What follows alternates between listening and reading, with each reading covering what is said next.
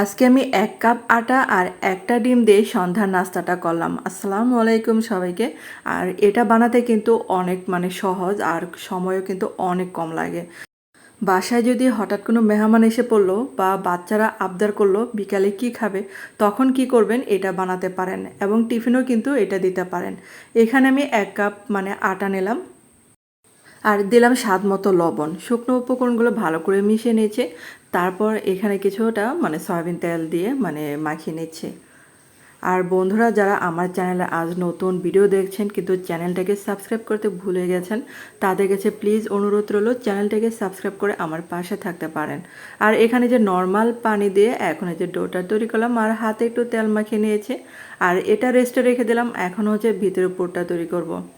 এখানে যে সয়াবিন তেল দিলাম কিছুটা অল্প পরিমাণে দিলাম। তারপরে যে পেঁয়াজ কুচি দিলাম, কাঁচা মরিচ কুচি দিলাম। আর এখন একটু কালারের জন্য হলুদের গুঁড়া দেব।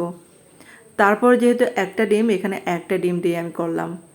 আর আপনারা পরিমাণে কম বেশি করে নিতে পারেন, বাড়িয়ে নিতে পারেন যদি বেশি পরিমাণে বানাতে চান। আর এই যে পুরটা দেখেন বেশিক্ষণ সময় লাগবে না। তারপর এখানে যে অল্প পরিমাণে লবণ দিলাম। আর এখন এই যে ১-২ মিনিটের মতো ভাজলে কিন্তু এটা হয়ে যাবে।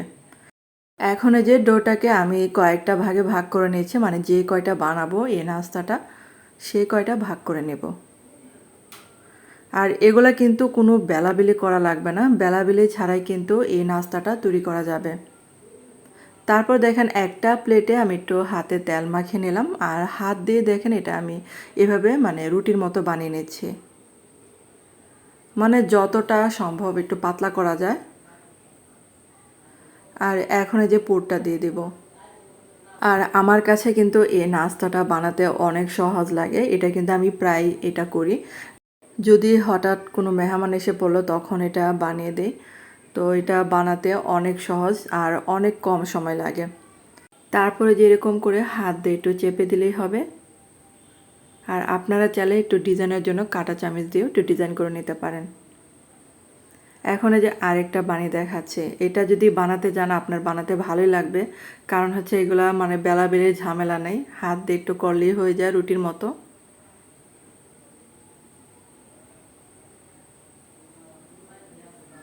আর এটাও কিন্তু সেমভাবে বানিয়ে নিচ্ছি।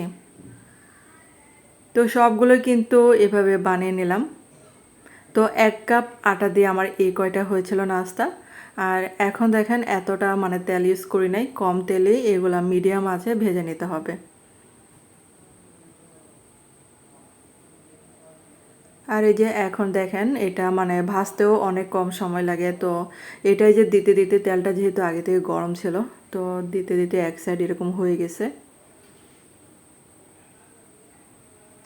তো এই যে এগুলা কিন্তু ভাজা হয়ে গেছে।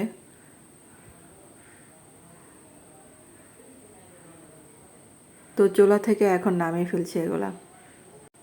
তো গরম গরম অবস্থায় কিন্তু এই নাস্তাটা একদম কুড়মুড়ে থাকে। আর এই যে দেখেন একটা ভেঙে দেখাচ্ছে আপনাদেরকে।